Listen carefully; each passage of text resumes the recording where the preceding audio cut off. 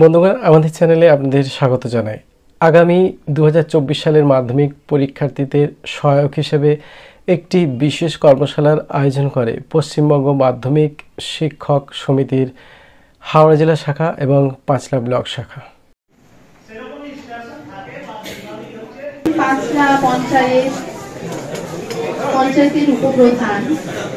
দেখে নিন একটি প্রতিবেদন, কিছু গুরুত্বপূর্ণ মুহূর্ত এবং ছাত্রছাত্রীদের সহায়তায় কর্মশালার ভিডিও।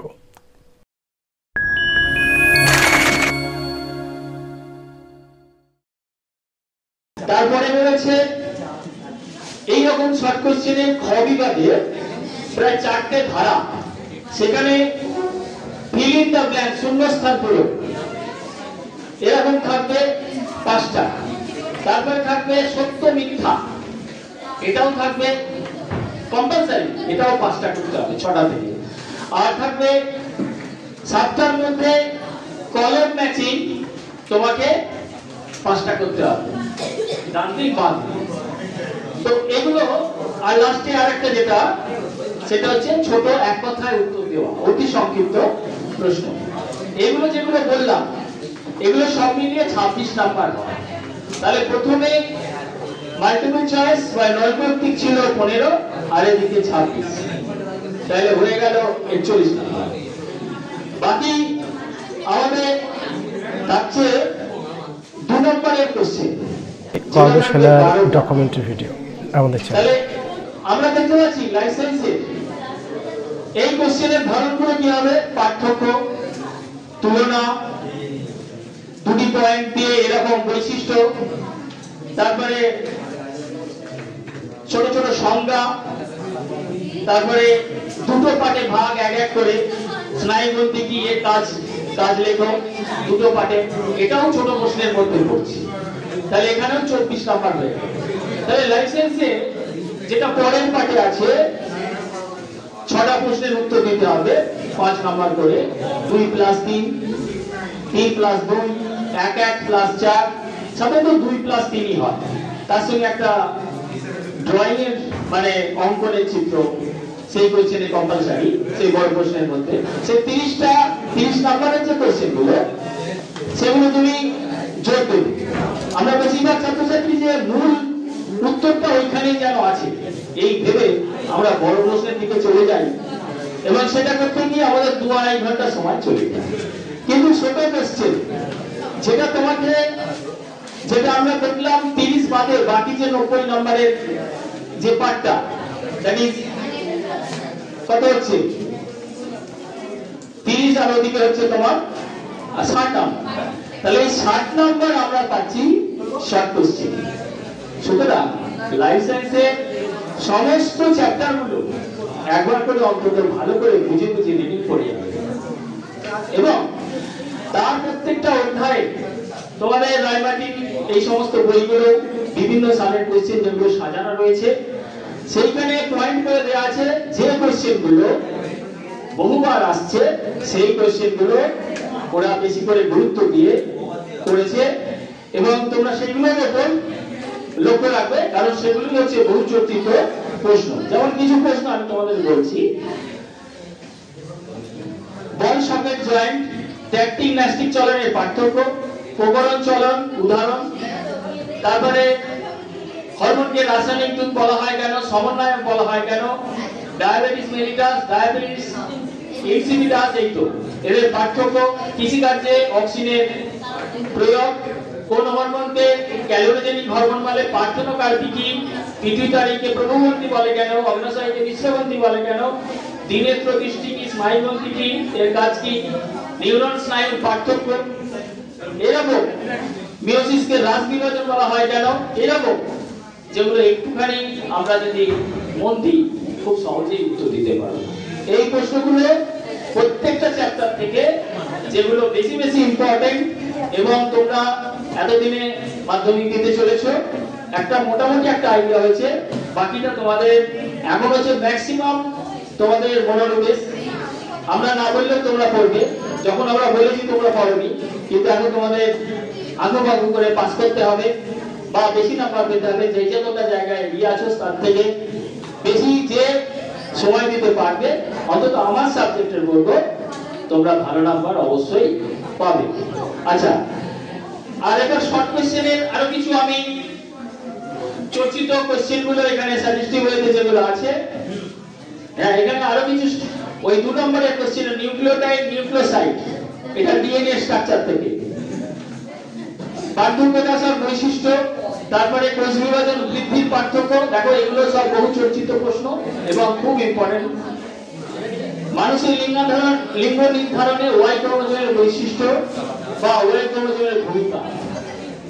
আমরা এই প্রসঙ্গে একটু বলি যে আগেকার দিনে গ্রাম বাংলায় যে সন্তান বা অফস্প্রিং যদি ছেলে হয় তো ভালো, আর মেয়ে হলেই মাকে দায়ী করা হয়।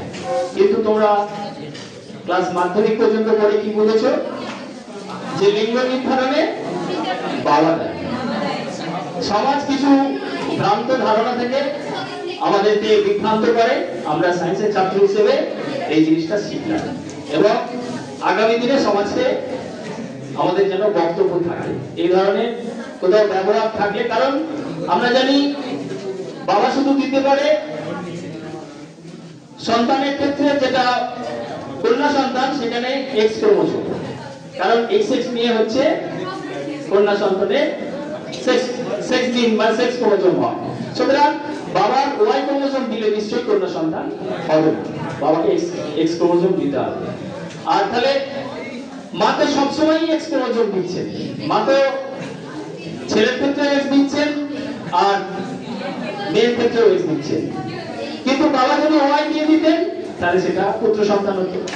তাহলে এইভাবে একটু মাথায় নিয়ে, এবং শুধু তাই না, কিছু কিছু বংশগত রোগ সেক্ষেত্রে আমাদের একটু মাথা খাটিয়ে স্কেচ করে হ্যাঁ উত্তরগুলো লেখার সময় আমরা আশা করছি তোমরা হয়তো 100 ভাগ লিখবে, কিন্তু স্যারেরা আগেও বলেছেন যে অনেক সময় আমাদের জানা থাকলো না, তখন আমাদের কিছুটা আইডিয়া থেকে লিখতে হয়।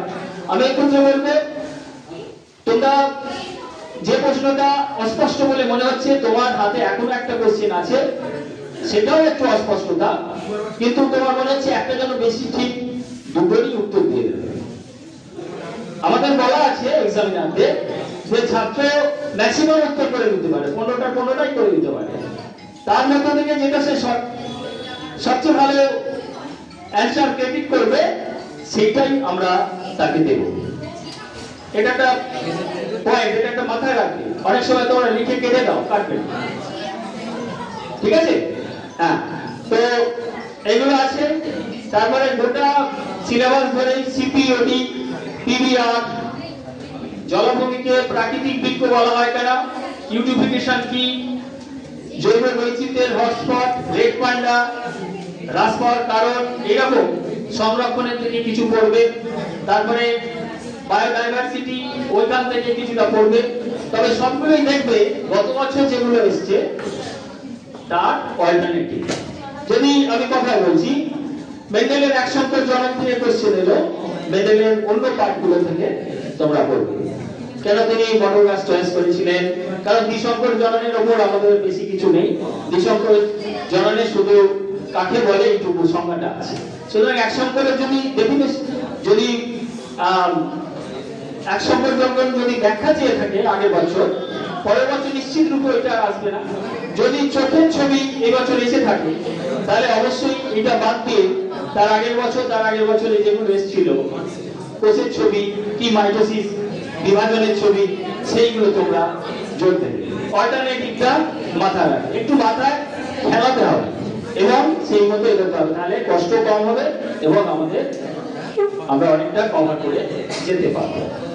আচ্ছা, খ বিভাগে কিছু কিছু চর্চিত প্রশ্ন: আদর্শ নিউরন, সরল প্রতিপত্র চাপ, দ্বিসন্ধি প্রতিপত্র চাপ, ইউক্যারিওটিক ক্রোমোজোম, প্রাণীকোষে মাইটোসিসের কোষ বিভাজন, এইগুলো তোমরা চিহ্নিত চিত্র অঙ্কন করবে। এর সঙ্গে গত বছর কি এসেছিল? চোখ এসেছিল তো? তাহলে চোখটা করার দরকার নেই, কিন্তু তোমরা চোখের যে বিভিন্ন অংশ আছে তার কাকে বলে এবং তার কাজ কি সেটা তোমরা জেনে রাখো। বিদ্যুৎ দশাগুলোর বর্ণনা কোষ বিভাজনের 3টি পার্থক্য। হ্যাঁ, এখানে যত যদি পার্থক্য 3 নাম্বার থাকে 3টে পয়েন্ট দিতে হবে, তবে তুমি 3 মার্কস পাবে। যদি দুটো পয়েন্ট থাকে তুমি হয়তো 4টে 5টা লিখছো, দরকার নেই তো, 2 পয়েন্ট লিখলেই হবে। Answer to be correct to the point. বুঝতে পেরেছো? তুমি অনেক সময় অনেক কথা লিখে যাচ্ছ, একটা মাত্র সেখানে হয়তো স্পেসিফিক উত্তরের পয়েন্ট আছে, তুমি অনেক ভাবে ব্যাখ্যা করে সেগুলো মানে একটা প্যারাগ্রাফ করে ফেললে। আমরা সায়েন্সের সাবজেক্ট পরীক্ষা দিচ্ছি, মাথায় রাখতে হবে ওর জিস্ট অ্যান্সারটা দিলেই হয়ে যাবে। তুমি যদি সেটাকে ক্ল্যারিফাই নাও করতে পারো তাহলে শুধুমাত্র ওই পয়েন্টগুলো বা ওই ইয়েগুলো বসিয়ে দিলে হবে। যদি বলি আমাদের বিয়ের মা, সেখানে আমরা নিশ্চয়ই বেসাল মেটাবলিক রেট এই কথাটা লিখবো, এর বাইরে তো এমন কথা নেই। তাহলে অনেকে যদি ভুলভাল করে বিয়ে বা কাকে বলে লিখতে থাকে, আমরা যেগুলো দেখি বিয়ে মানে পুরো নাম লিখবো, তখন সে সংজ্ঞাটা লিখতে পারে। তাহলে কোশ্চেনটা আমাকে স্টাডি করতে হবে, কি চেয়েছে সেই মতো উত্তর দেবো। সংজ্ঞা লিখে দিল, তার সংক্ষিপ্ত উত্তরটা বিএমআর সম্পূর্ণ নাম লেখো, সে বিএমআর এর সংজ্ঞা লিখছে। দুটোই তার জানা আছে বলে সে যে কোনো একটা দিয়ে দিচ্ছে। তাহলে যে সংজ্ঞা লিখলো তাকে এক্সামিনার তো পারলো না নাম্বারটা দিতে। তাহলে সম্পূর্ণ আমাদের তো গাইডলাইন থাকে, উত্তরের আমাদের গাইডলাইন থাকে। তবে অনেক সময় ছাত্রকে এটাও ঠিক যে তোমরা প্রথম পরীক্ষা দিচ্ছ, আমরা এখানে বেশিরভাগই স্যারেরা এক্সামিনার, হেড এক্সামিনার, আমাদের বলাই থাকে যে তোমাদের কথা বিবেচনা করতে। অনেক সময় তোমাদের ভুল ভ্রান্তি অনেক জায়গাতে ভালো ভালো লিখে এসছে, দু একটা জায়গা হয়তো বিচ্যুতি ঘটেছে, তখন আমরা সেগুলো কাছাকাছি উত্তর থাকলে আমরা ক্রেডিট দিই। তো যাই হোক, আমরা সেটা ভেবে আমাদের লাভ নেই, আমরা কিভাবে সেটা ঠিকঠাক করে দিতে পারি সেটাই আমাদের লক্ষ্য। আর স্যারেরা তো আগেই বলেছেন যে বড় প্রশ্ন তুমি আমাদের প্রাথমিক সেশনে ছিল যে 1 1 1 আর হচ্ছে 2 এরকম করে 5 না 4+1 কোন কোশ্চেনটা আমরা অ্যাটেন্ড করব, যেটা শর্ট টাইমের কোশ্চেনের সংখ্যা বেশি আছে সেটা আমরা অ্যাটেন্ড করব। তাহলে কোশ্চেন যদি তোমার জানা প্রশ্ন থাকে তার মধ্যে থেকে ভেবে নেবে যে কোন প্রশ্নটার উত্তর। আমি এটা দেখা দিচ্ছি, আমাদের সময় অনার্সে 5টা কোশ্চেনের উত্তর লিখতে হবে। হ্যাঁ, এবার 5টা 20 নাম্বার একটা পেপারে, 5 × 100।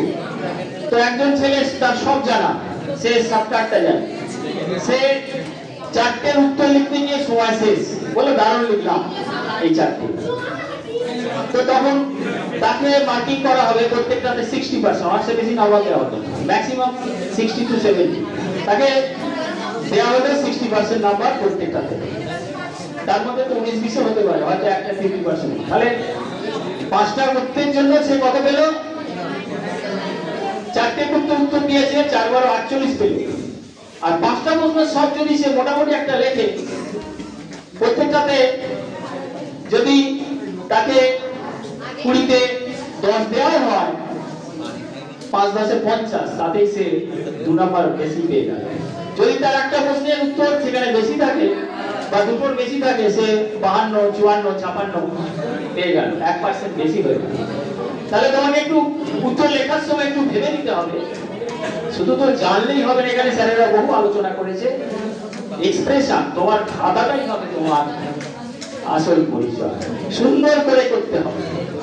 আমাদের লেখার সময় তোমার মনে হলো যে একটু ছবি দিই, ছবিটা মনে আসছে, একটু ছোট করে একটু ছবি দিই, কোন চ্যানেলে প্রকরণ চলন লিখে ফেললে, দিয়ে তার ছবিটা দিয়ে দিবে, তাই না? এরকম করে ছোট ছোট ক্লারিফিকেশন উইথ স্কেচিং আমাদের তো সুযোগ আছে বায়োলজিতে, লাইসেন্স, সেইগুলো যদি দিতে দিতে তোমরা যাও, ছোট করে লিখলে ছবিটা দিবে। আর হ্যাঁ, লেভেল, যেখানে যদি ড্রয়িং তোমরা টাচ করো, সেই ড্রয়িং এর লেভেলটা একদিকে করবে, একদিকে করবে টেনে, লেভেলটা একদিকে করবে, এবং যটা লেভেল বলা থাকবে তটাই করবে।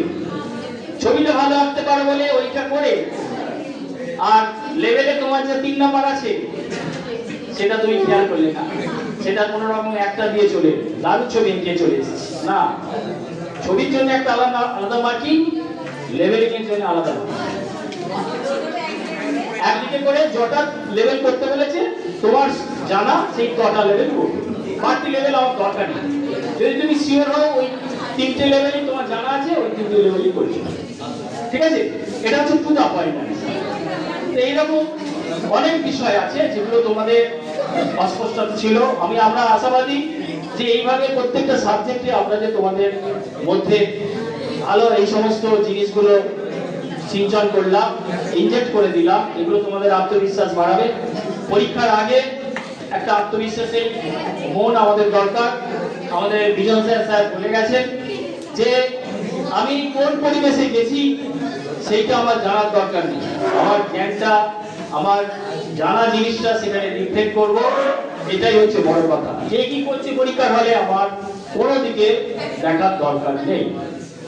তবে অবশ্যই এটা বলবো না যে তোমার সহপাঠী তোমার হয়তো একটু হেল্প চাইছে, হ্যাঁ, সুযোগ পেলে কি আর ইয়ে করবে না, সেটা আমাদের বলা উচিত না, কিন্তু আমাদের করতে হয় ক্ষেত্র, সেগুলো একটু আগে করতে হয়।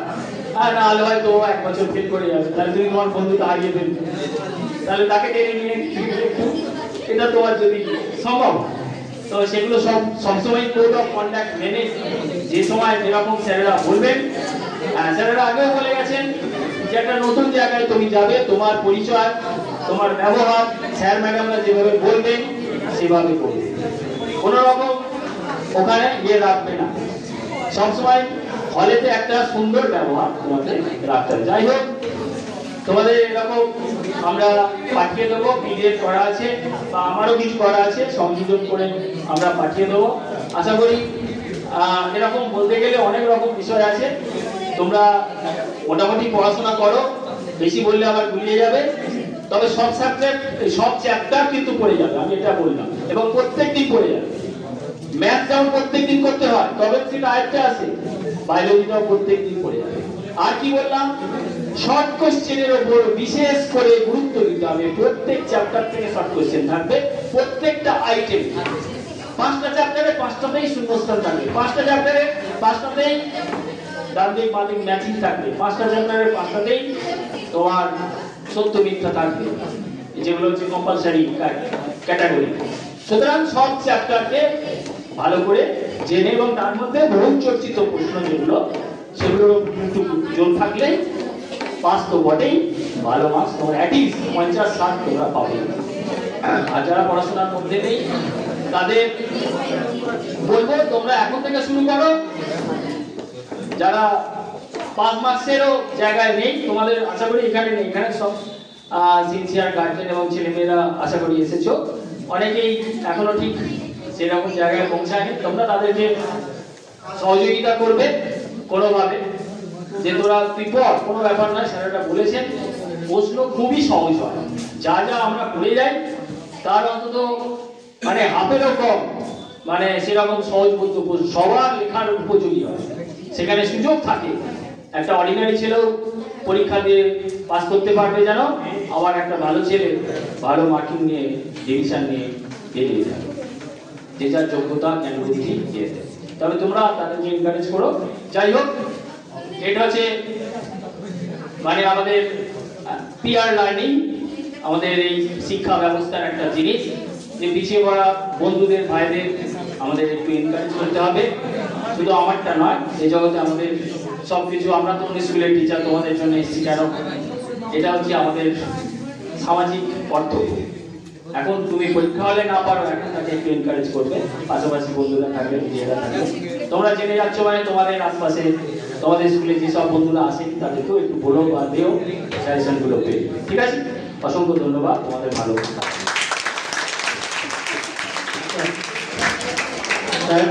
তাপস বোস, জগাছা হাই স্কুলের প্রধান শিক্ষক মশাই, উনি জীবন বিজ্ঞানের সবটা তোমাদের শুনলেন।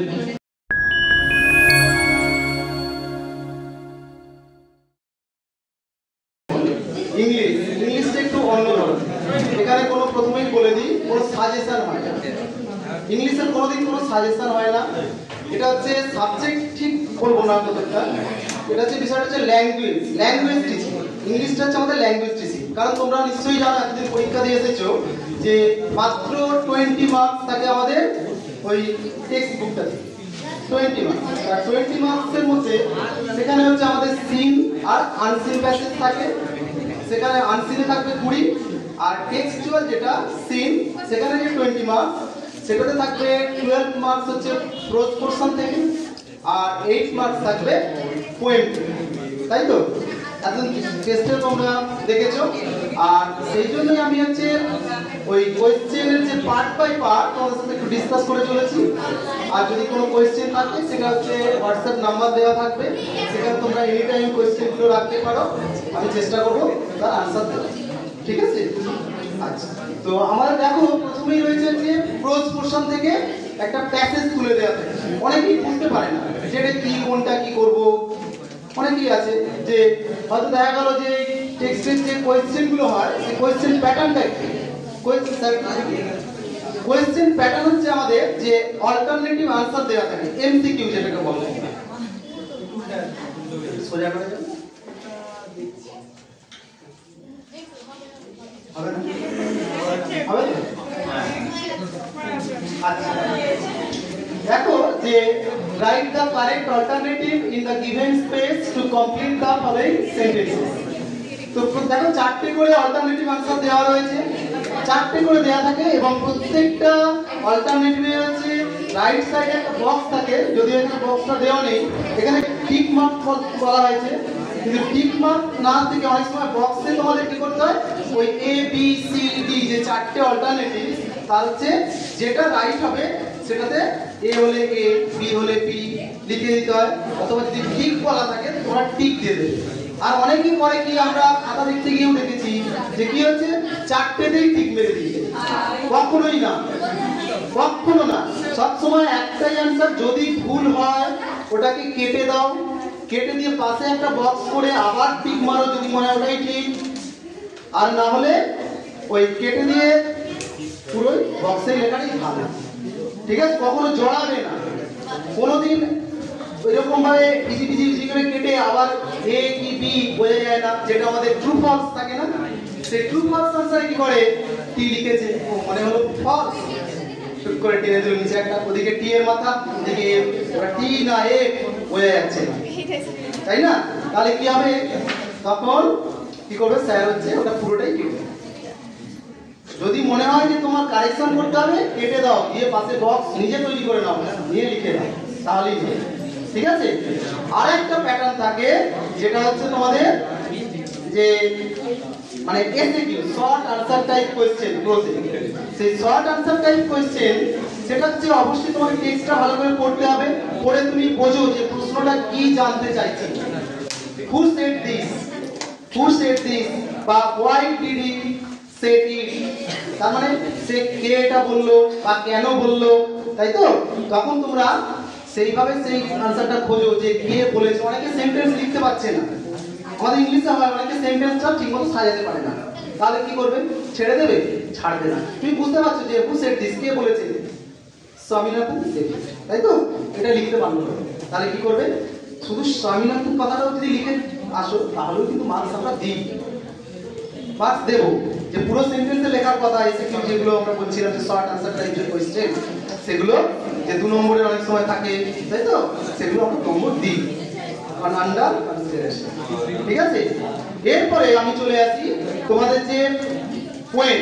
পোয়েম হচ্ছে কি, যে পোয়েম হচ্ছে আমাদের দেখবে সিলেবাসে যেটা রয়েছে same, the same most important, most important the same. ভালো করে পড়বে। কিছু বলবে? গতবারে যেটা ছিল সিক বিভাগ পড়ে গেছে, এবার আমাদের স্নেল, দ্য স্নেল, আর হচ্ছে আওয়ার রানওয়ে মোস্ট ইম্পর্টেন্ট। আচ্ছা, তারপরে তুমি প্রসেসে ফাদার সেট পড়ে যাবে, কিন্তু এছাড়াও ক্যাট রয়েছে, আর আছে তো ক্যাট। ঠিক আছে? এটা একটা টেস্টের কোয়েশ্চেন, ওটা টেস্টের কোয়েশ্চেন, এটা কোনো সাজেশন নয়, এটা হচ্ছে জাস্ট তোমাদের বোঝার জন্য আমি দিয়েছি। ঠিক আছে? তাহলে আমাদের প্রোজ আর হচ্ছে পোয়েম এখানেই শেষ। এরপরে আমরা চলে যাবো স্যার গ্রামার পোর্শনটা নিয়ে। আরো যাবে গ্রামার পোর্শন। হ্যাঁ ঠিক আছে, গ্রামার পোর্শনে সবথেকে স্কোরিং জায়গা হচ্ছে কি বলতে পারবে কেউ? না, অনেকেই জানে না, ভয়েস চেঞ্জ করতে পারবে না, ন্যারেশন করতে পারবে না, ডিগ্রি করতে পারবে না, কিন্তু সবাই সবথেকে স্কোরিং জায়গা কোনটা? প্রিপজিশন আর্টিকেল, তাই তো? তাও অনেক সময় রাইট চয়েস হয় না, তাই তো? এ এন ডি এটা হয়তো তুমি হয়তো রাইট চয়েস করতে পারলে, প্রিপজিশনটা পারলে না, আর্টিকেলটা পারলে, কিন্তু সব ফার্স্ট যেটা করবে তোমরা phrasal verb. Phrasal verb, phrasal verb হচ্ছে আমরা বারবার বলি একটাই হচ্ছে তার উপায়, সেটা হচ্ছে ফার্স্ট হচ্ছে তোমাকে ক্লাস 9 বা 8 থেকে আমরা শুরু করি ফ্রেজাল ভার্ব, সেটা হচ্ছে প্রথম পড়ো ফ্রেজাল ভার্ব, তার ইংলিশ ওয়ার্ড মিনিং গুলো জানো, ঠিক আছে? তারপর এখন তোমাদের আর ওইভাবে করলে হবে না, এখন হচ্ছে যে আমাদের যে টেস্ট পেপার বেরিয়ে গেছে, ওই টেস্ট পেপার যেটা আমাদের বোর্ড থেকে দেওয়া হবে, সেই টেস্ট পেপারে 10টা চ্যাপ্টার করে ফার্স্ট তোমরা কি করবে, ফ্রেজাল ভার্ব যতগুলো আছে সব এক জায়গায় করে নাও, লিখে নাও খাতায়, দেখবে কিছু কিছু কমন এসে গেছে, কিছু কিছু ফ্রেজাল ভার্ব কমন এসে গেছে। তাহলে কি হবে, ফ্রেজাল ভার্বগুলো প্র্যাকটিসের পরে কি হচ্ছে, আমরা মাথায় রাখতে হচ্ছে না যে ফ্রেজাল ভার্ব মুখস্থ করে রাখতে হবে, তাই না? এটা করতে হয় না। ধরো উই আর, তাই তো? উই আর হচ্ছে আমরা কি জানি, পরিধান করা, বাংলা যাকে বলি সেটা কি পুট অন, তাই তো? আবার ধরো বিগিন, তাই তো? সেটা কি বলছি, সেটিং, শুরু করা। আবার ধরো সেট আউট দেওয়া আছে, সেটাও কিন্তু শুরু করা, এই দুটো হচ্ছে গুলিয়ে যায়, একটা সেটিং আর কোথায় সেট আউট, দুটোই শুরু। তাহলে কোনটা কোথায় হবে, সেটিং কোথায় হবে আর সেট আউট কোথায় হবে? সেটিং হচ্ছে কোনো কিছু শুরু হচ্ছে, ধরো উইন্টার বিগিন, তাই তো? তো উইন্টার বিগিন যখন বলবো তখন বলবো আমরা সেট সিং। কিন্তু ধরো কোনো যাত্রা শুরু হচ্ছে, ঠিক ফর জার্নি, কোথাও তুমি হয়তো যাচ্ছ, কলকাতায় যাবে, যাত্রা শুরু করবে, তখন বলবো সেট আউট। এই দুটো ডিফারেন্স একটু ভালো করে মনে রাখবে, ক্লিয়ার? আচ্ছা, এরপরে চলে আসি গ্রামারে, হচ্ছে আমাদের ডুয়াস ডাইরেক্টেড, যেটা বলছিলে তুমি ডুয়াস ডাইরেক্টেডে দেখবে, হ্যাঁ যে ডুয়াস ডাইরেক্টেড 5 নম্বর কোশ্চেন যেরকম নম্বর দেওয়া আছে, মানে সিরিয়াল নম্বর, এইভাবেই ওখানে থাকবে 5 নম্বর কোশ্চেনে কি 5 কোথায় গো, এই যে হ্যাঁ ডুয়াস ডাইরেক্টেড ফিল ইন 5 কোথায় 6 ডুয়াস ডাইরেক্টেড কোথায়,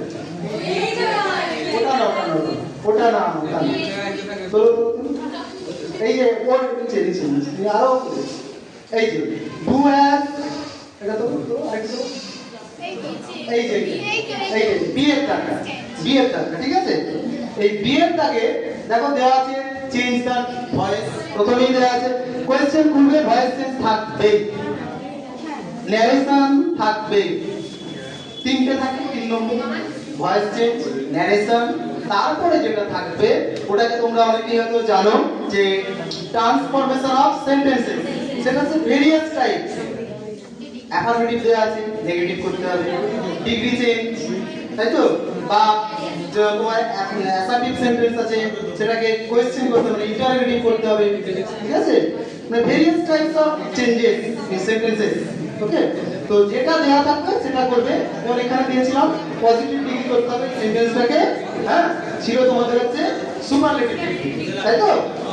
মানে যেটা দেওয়া থাকবে তোমাকে হয়তো বলে দিল যে টার্ন ইনটু পজিটিভ ডিগ্রি, ঠিক আছে, বা turn into turn the change the degree, ধরো এখানটা এটা বলে দেওয়া আছে যে পজিটিভ ডিগ্রি, কিন্তু বললো যে টার্ন দা ডিগ্রি, তখন তুমি যে কোনো একটা করতে পারবে, যেটা দেওয়া থাকবে তার ঠিক উল্টোটা, মানে পজিটিভ, হ্যাঁ আর দুটো যে রয়েছে এখানে আমাদের সুপারলেটিভ ছিল, তুমি পজিটিভ করতে পারো, কম্পারেটিভ করতে পারো, ঠিক আছে?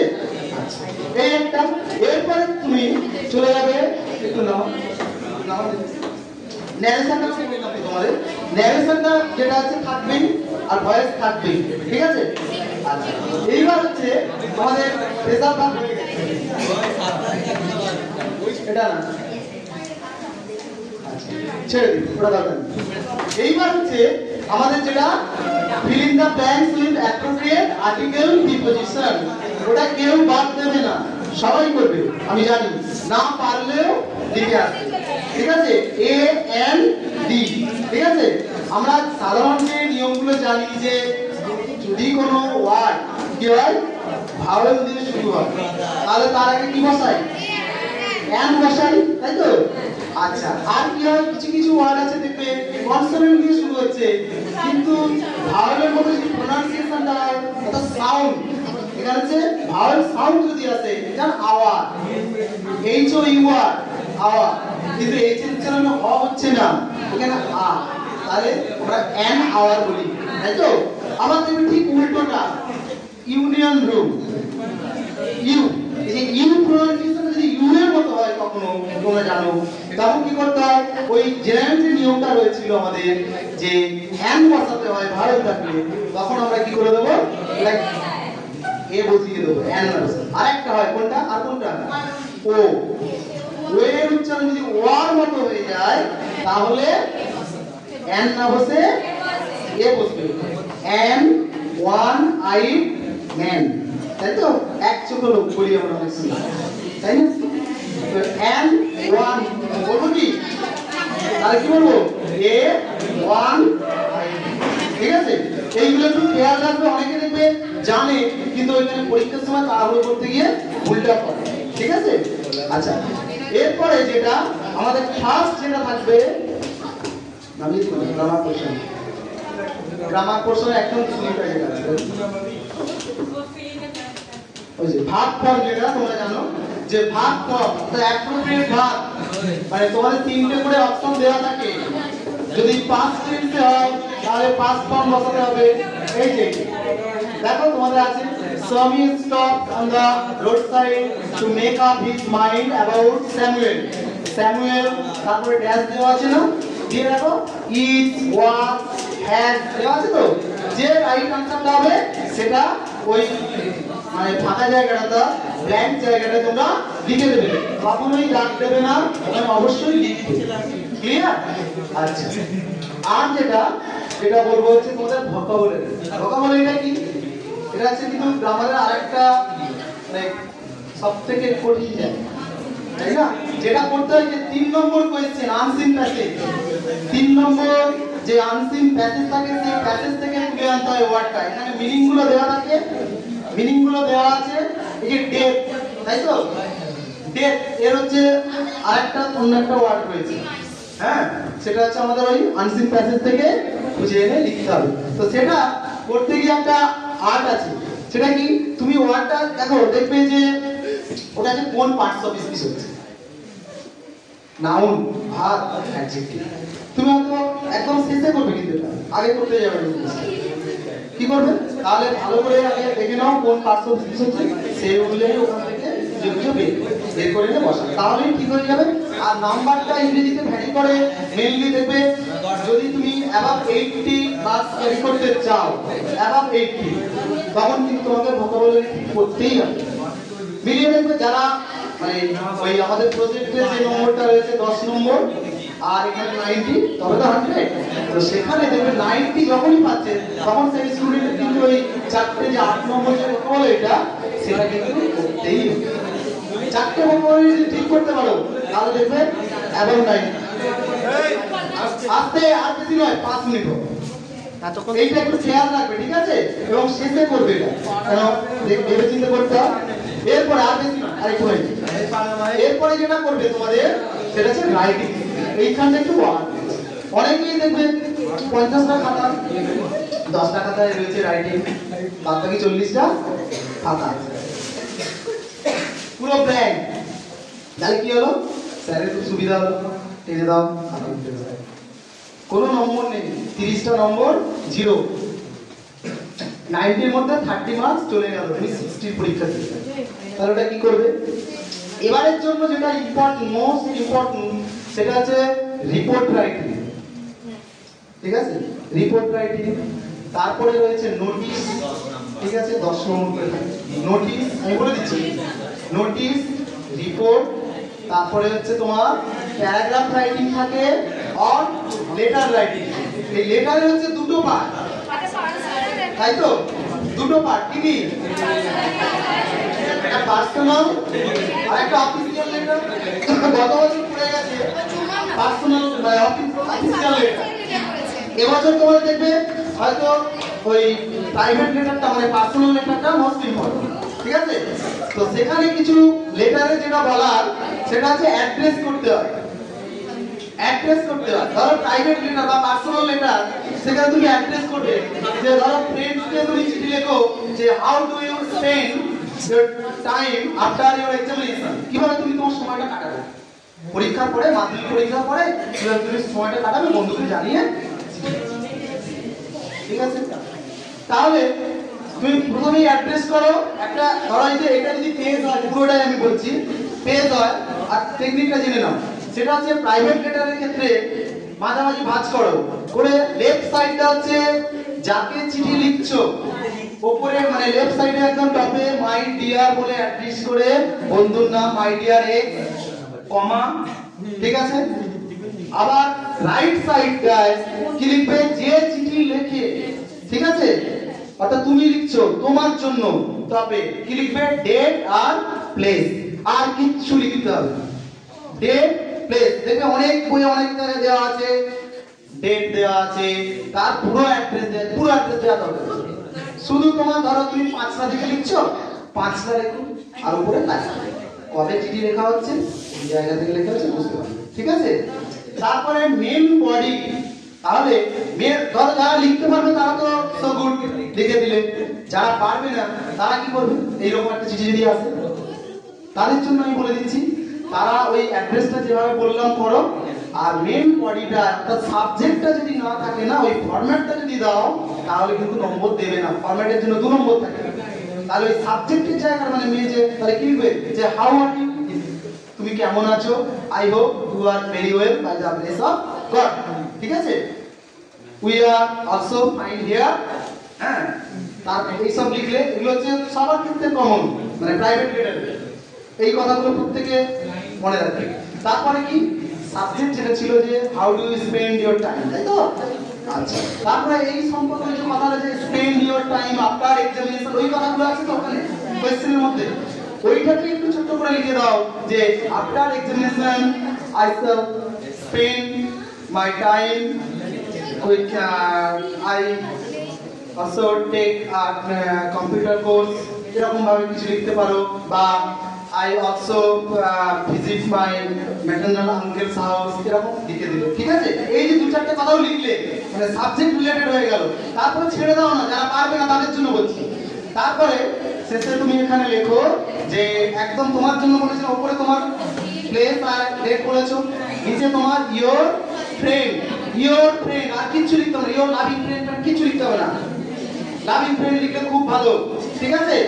শুধু ইওর ফ্রেন্ড, কমা দেবে, অবশ্যই কমা দেবে, কমা থাকে না, অনেকেরই থাকে না, থাকে না, খাতায় থাকে না, কমাটা দেবে, কমাটার জন্যই হাফ নম্বর, ঠিক আছে? এই 2 নম্বর আছে, কমা দিলে না হাফ নম্বর ওখানে চলে যাবে।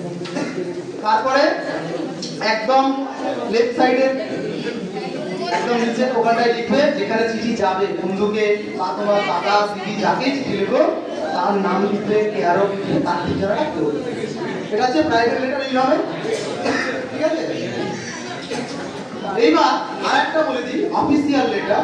অফিসিয়াল লেটার পুরো আলাদা, সেখানে কি করতে হয়, টু দা, ধরো কোনো নিউজ পেপারের এডিটর লিখছো, সেখানে কি লিখবে, to the editor comma, to লিখলে তার নিচে থেকে লিখবে দা এডিটর কমা, তারপরে কোন নিউজ পেপার সেটার নাম লিখলে আবার কমা, আবার লিখলে কলকাতা 7,01,000, ঠিক আছে? তারপরে নিচের দিকে লিখবে সাবজেক্ট, তারপরে নিচে লিখবে স্যার কমা বলে তারপরে শুরুটা আমরা করি তো, ঠিক আছে?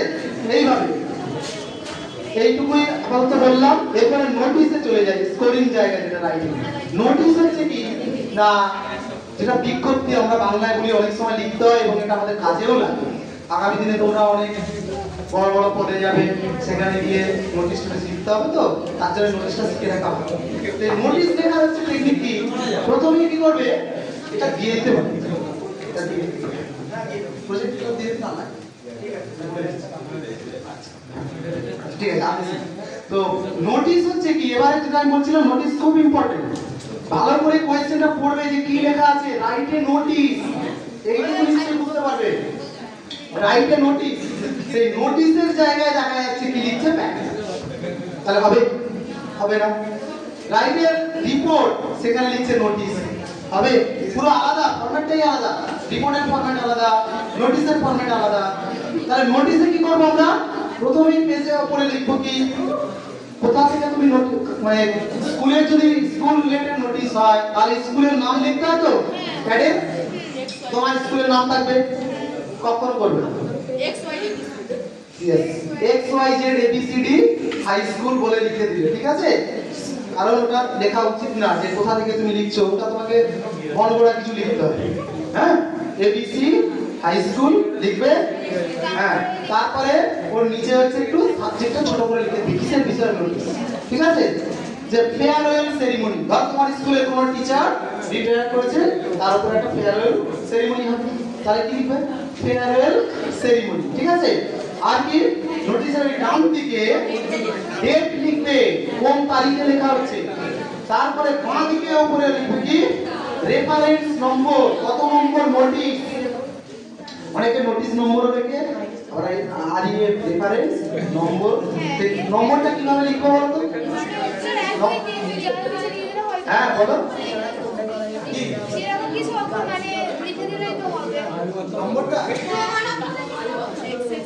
নম্বরটা লিখবে তোমাদের, ধরো যেটা সব থেকে ভালো হয় লেখা, 24 সালে তোমরা পরীক্ষা দিচ্ছ তো, 2/20, বুঝতে পারছো কথা? উপরে 2, নিচে 24 সাল, তার মানে কি 24 সালে 2 নম্বর নোটিশ। তোমার অফিস থেকে কতগুলো নোটিশ থাকলো তার প্রমাণ, এটা 2 নম্বর নোটিশ 24 সালে, 4 নম্বর নোটিশ, তাহলে উপরেটা ধরা আর সালটা নিচে, ঠিক আছে? সেইভাবে লিখবে। তারপরে যে মেন বডিতে যেটা লিখতে হবে, যে ধরো স্কুলে ধরো তোমার বললাম যে ফেয়ারওয়েল সেরিমনি, তাহলে সেখানে কি লিখবো? যে all the students are here notified that, এটা কমন লাইন, বা this is notified that, এইটুকু লেখা যায়। লিখে বলতে হবে a farewell ceremony will be held, বলে তারিখ দেবে। তারপরে তোমার হচ্ছে কোথায় হবে, স্কুলের কোন হলে সেটা লিখবে, তোমাদের অডিটোরিয়াম হল, অডিটোরিয়াম প্লেস, টাইম, আর কোন স্যারের জন্য সেই স্যারের নাম, ঠিক আছে? এবং সেই ফেয়ারওয়েল সেরিমনিতে কারা কারা উপস্থিত থাকবে তাদের নামগুলো লিখবে, ঠিক আছে? এই হচ্ছে বিষয়। আর কি, তুমি তো কালচারাল সেক্রেটারি স্টুডেন্টদের, তাই তো?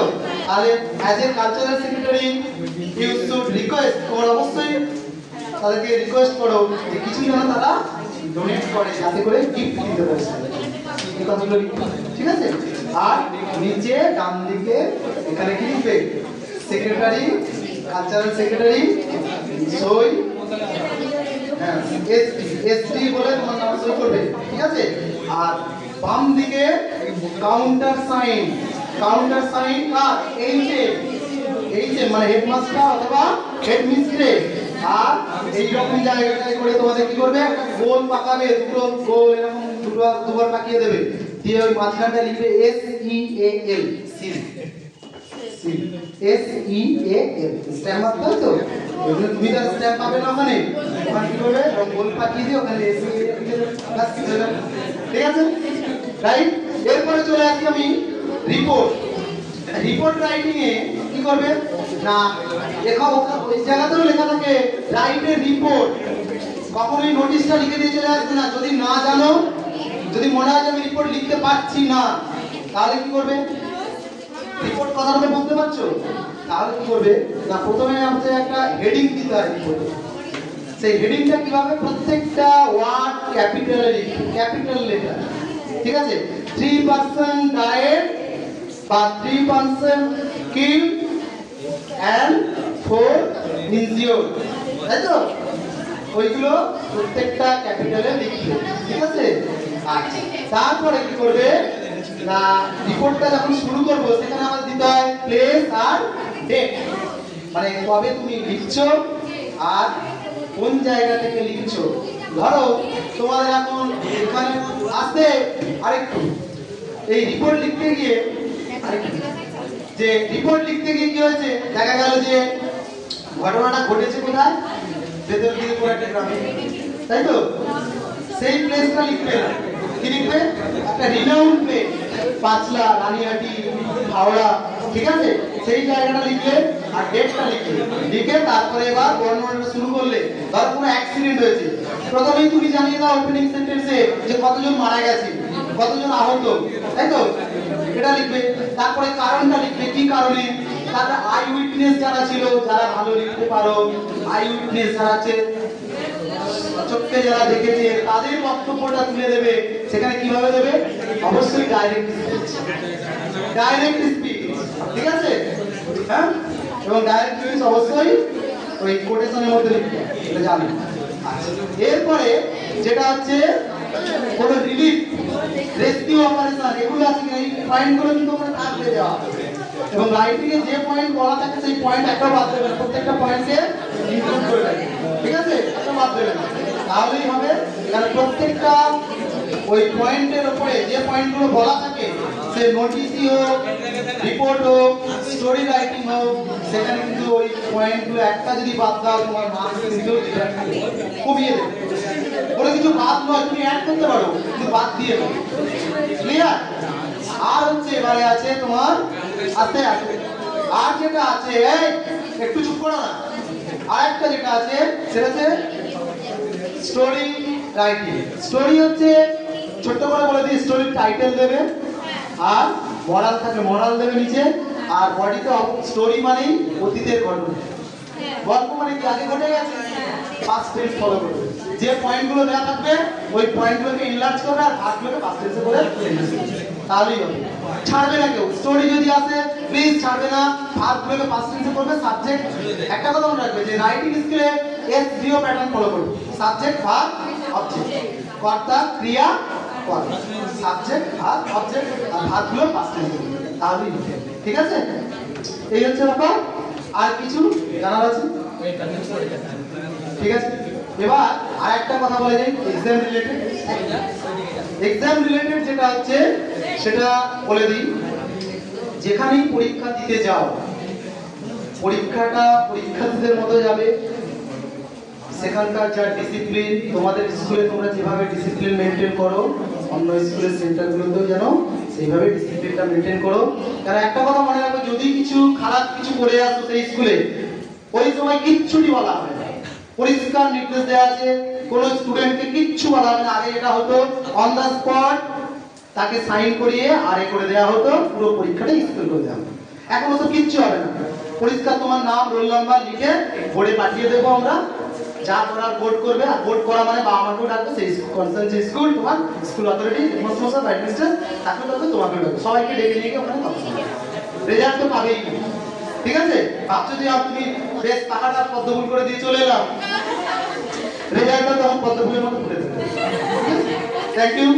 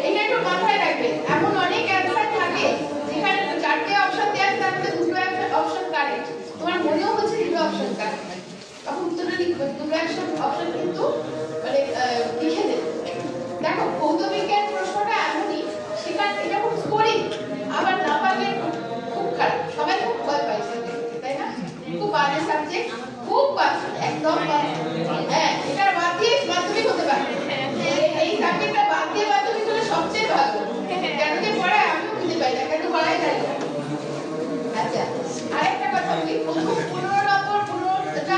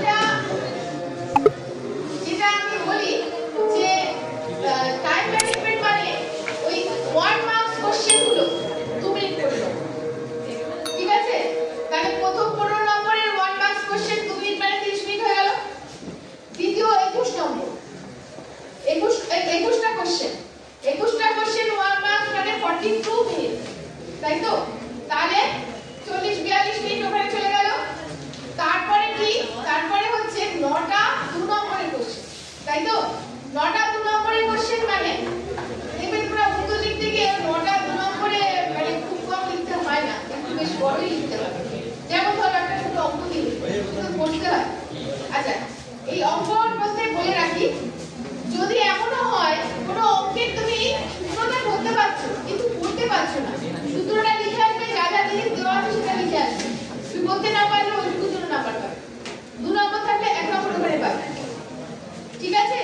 আর আমি একটা কথা বলবো, যেহেতু এটা খুব শর্ট কোশ্চেন বেস সাবজেক্ট, কোনো কোশ্চেন কি ছিল না, কোনো কোশ্চেন সব কোশ্চেন আছে। হ্যাঁ, মানে এক বলে এমন অনেক কোশ্চেন থাকে যার হয়তো বহুবিধ অ্যানসার হয়, মানে হয়তো অ্যানসারটা লেখার ধরনটা আলাদা, তুমি কিছু লিখেছো যেটা হয়তো কাছে গেছে কিন্তু ঠিকঠাক হয়নি। তাতেও কিন্তু মানে কিছু কোশ্চেনের ক্ষেত্রে রিজনিং বেস কোশ্চেনে নাম্বার এসে যায়। অনেক সময় বলা থাকে এইটুকু লিখলে ঠিক আছে, হাফ দিয়েছি। তুমি যদি নাই লেখো তাহলে হাফটাও পাবে না, তাই না? সেজন্য বলছি কোশ্চেন কি ছেড়ে না, কোনো কোশ্চেন ছাড়বে না, চেষ্টা করবে শেষ অবধি। আচ্ছা, আর একটা জিনিস হচ্ছে অঙ্ক একটু প্র্যাকটিস করতে হবে। কি কি চ্যাপ্টারের উপর অঙ্ক প্র্যাকটিস করতে হবে? বেশি করে হচ্ছে রাসায়নিক গণনা আর গ্যাসের অঙ্কগুলো খুব বেদনা দেয়। গ্যাসের অঙ্কগুলো আর রাসায়নিক আচ্ছা, রাসায়নিক গণনা যেটা হচ্ছে সমীকরণ লেখা প্র্যাকটিস, ঠিক আছে?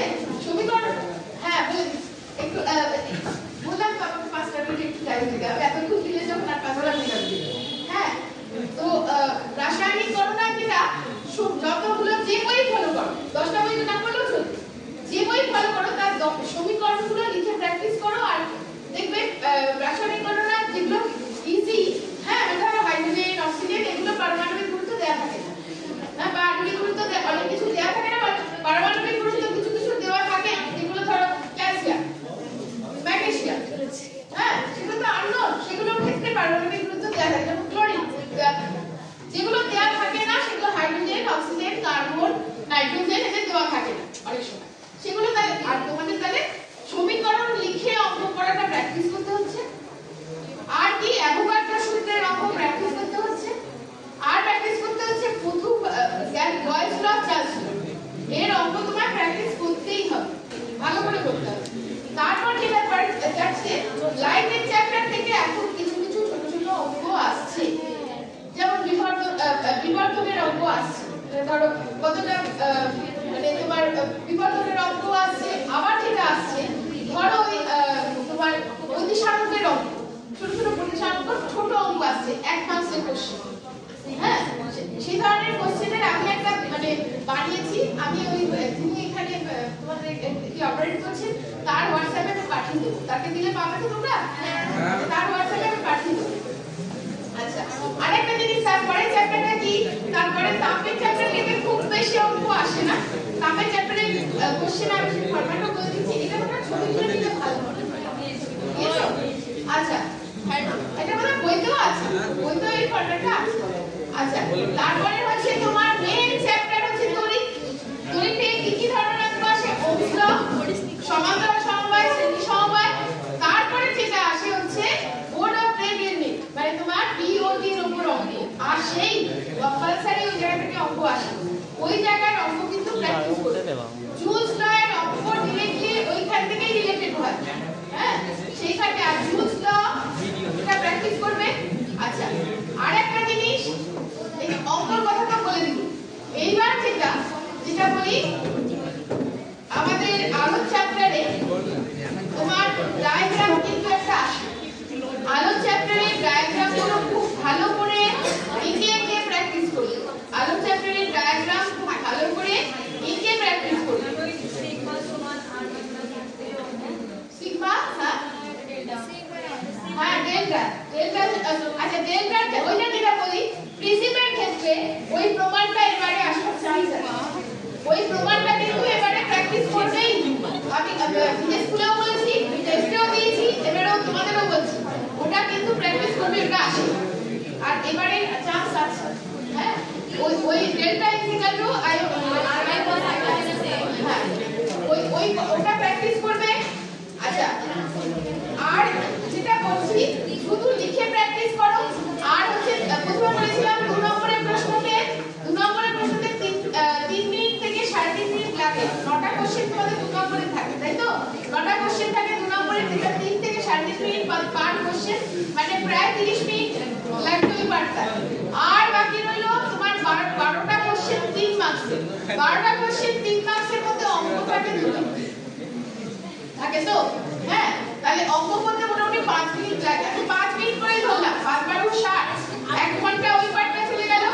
তারপরেও তুমি ক্যালকুলেশন করে দেখো টোটাল হয়ে যাওয়ার পর আর 20 মিনিট হাতে যে করে হোক লিখে প্র্যাকটিস করে বাড়িতে প্র্যাকটিস করে যাতে 20 মিনিট হাতে থাকে, যাতে পুরোটা তুমি রিভিশন একবার করতে পারো। এখন অনেক কোশ্চেন শুরুতে মনে পড়েনি, তখন রিভিশন করতে গিয়ে মনে পড়লে দিয়ে ফেলছি। আরেকটা জিনিস, গ্রুপ ওয়াইজ অ্যানসার এতে একটা ভালো ইমপ্রেশন থাকে খাতাতে। গ্রুপ ওয়াইজ মানে গ্রুপ এ যখন করছো গ্রুপের সব করো। ধরো কোনোটা যদি তুমি না পারো, হ্যাঁ, তুমি যদি কোনো গ্রুপের কোনো কোশ্চেনটা না পারো, হ্যাঁ, সেই কোশ্চেনটা তুমি গ্রুপেতে মানে ফাঁকা দিয়ে চলে গেলে, যখন দ্বিতীয়বার বন্ধু করছো পুরোটা আবার দেখছো, তখন তুমি সেটা করে দিবে। হ্যাঁ, কিন্তু এরকম করো না, গ্রুপ বি এর কোশ্চেন একদম শেষে একটা কথা পড়ে দিলে, তখন টিচার যে দেখছে তারও অনেক সময় না মানে কনফিউশনে থাকে না ওই কোশ্চেনটা কি মার্কস ছিল, কোন পার্টে কি মার্কস ছিল, ভুল হয়ে যাওয়ার সম্ভাবনা অনেক সময় থাকে। যাতে তোমার খাতাতে কোনো ভুল না হয় এবং তুমি যাতে মার্কসটা ঠিকঠাক পাও, এটা তোমার প্রতিষ্ঠা বেশি থাকা দরকার। যাতে খাতাটা খুব সাজানো গুছানো হয়, সাজিয়ে একদম ভুল দিয়ে সাজাতে বলছি, ঠিক আছে, একটু সব চলে না। যেটা হচ্ছে লেখাটা যেন সিস্টেমেটিক থাকে। হ্যাঁ, লেখাটা যেন সিস্টেমেটিক থাকে। এইখানে আমি যেটা দিয়েছি, একটা ছক দিয়েছি, কোন চ্যাপ্টার থেকে কটা এমসিকিউ থাকে, কটা শর্ট অ্যানসার টাইপ থাকে, কটা বড় অ্যানসার টাইপ থাকে, সব এটা একটা ছক দিয়েছি। তোমরা কি বুঝতে পারছো? সবাই বুঝতে পারছো? এই ছকটা তোমরা ছবি তুলে নাও নিয়ে, আর আমি তাহলে একটু বড় করে আমি হোয়াটসঅ্যাপে দাদাকে পাঠিয়ে দেবো।